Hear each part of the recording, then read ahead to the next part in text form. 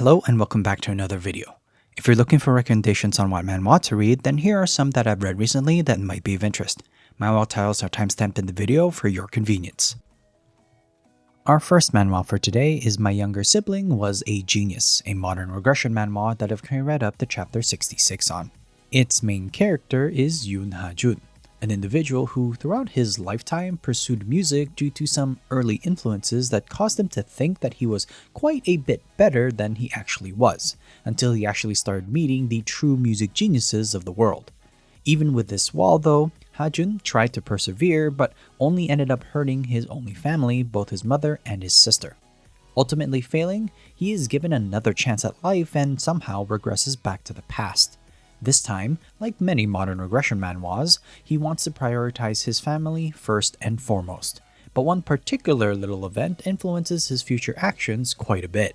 He finds out that his sister is actually very talented in singing, and so his journey to produce, promote, and have his sister live her dream begins.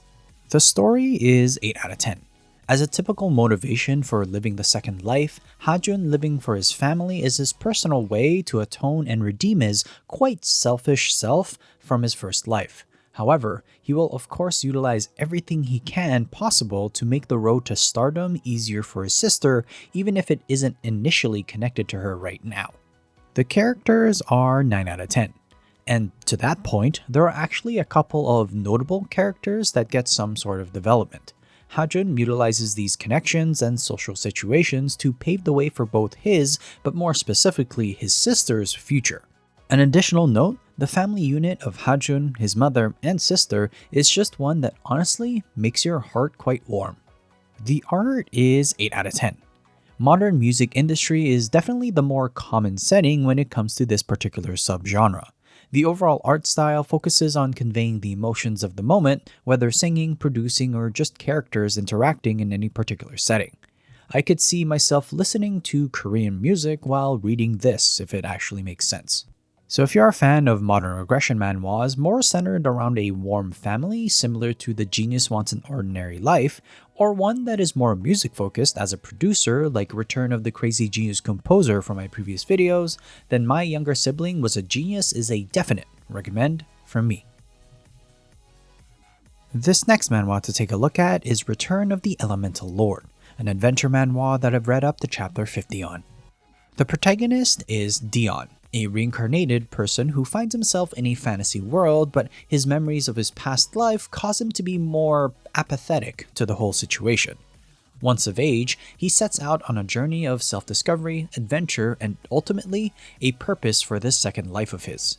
Innocent, yet also experienced, he immediately becomes a spirit mage or user and contracts with Undine, the water spirit. And it is here that we get to see inklings of both his past and future. Clearly, there is more to Dion than meets the eye, but we will have to wait quite a bit as honestly, the pace is very slow. But I wouldn't put it up to be slow burn quite yet, as it clearly needs to show more before I put it on that tag. The story is 6 out of 10.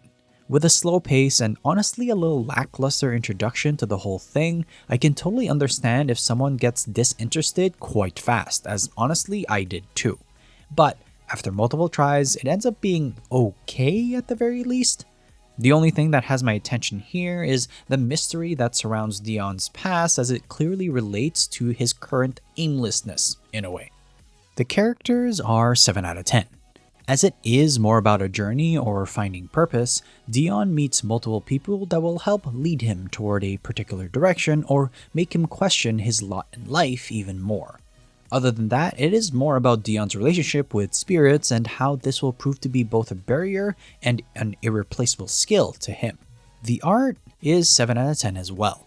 To put it simply, I find the art to be quite rough around the edges. Just something about it makes me feel odd. It could be the fact that I find the expressions to be too blank for my tastes overall. I can see some people enjoying it though if it suits their fancy. So if you're a fan of adventure manhwas where one has to find their purpose in life, then Return of the Elemental Lord might prove interesting to you. Return of the Demonic Instructor is the name of our next manhwa to take a look at. It's a Muram regression manhwa that I've currently read up to chapter 37 on. Bigang is the name of its main character, and he was an instructor at a Muram academy, but after being beaten up and kicked out, he ended up wandering Muram until the day that demons invaded. Then, being forced to be a part of the demon force, Bigang led a rebellion that ultimately failed.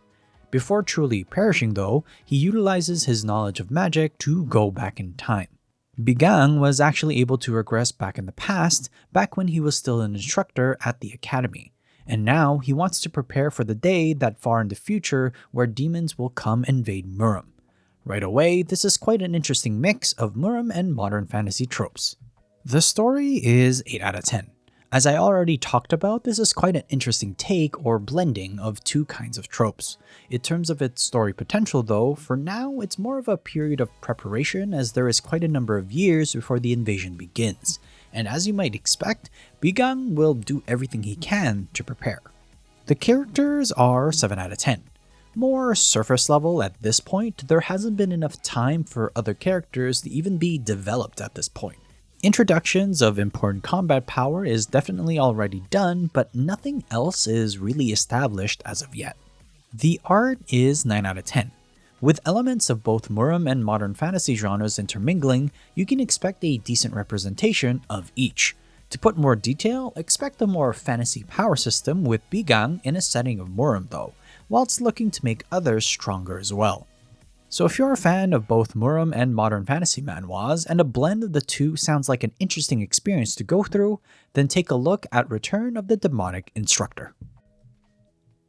The shorter story I have for you this week is Surviving as the Tang clan's Handmaiden, a Muram manhwa that I've currently read up to chapter 24 on. The focus of this plot is on Sohye, or more like a person who possessed Sohye's body, in the typical possession or reincarnation setting. Of course, this world is of a novel from her previous life, but there is clearly a difference between pre- and post-possession. Anyway, Sohye right now is a maid living and working in the Tang or Tang clan of typical Muram backdrops. As an orphan though, Sohye finds herself to be usually on the receiving end of bad treatment from other maids. That is, until she seemingly gets the favor of one of the Tang clan elders, and here is where seemingly we start finding out more. The potential is 8 out of 10. The Tang clan is definitely one of the more popular families that Muram manhwas usually go on about, similar to the Namgung or Jegal or Zuge clans.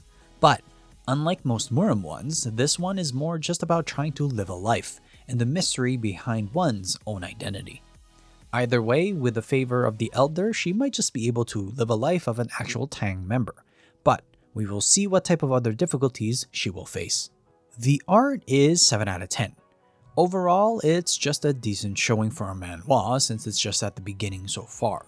I feel like it hasn't shown everything it can offer yet, so for now I'm holding off on leaning on one direction or another.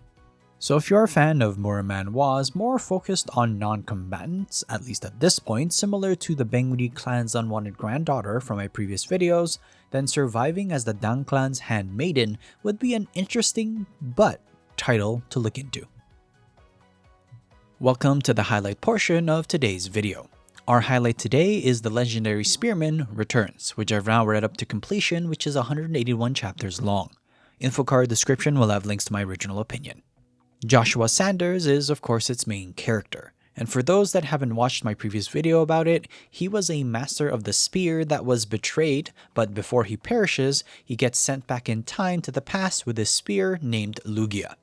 From here, he planned his revenge where he brings all the powerful and influential beings onto his side. And throughout the 181 chapters, there are a lot that he brings over to his side eventually.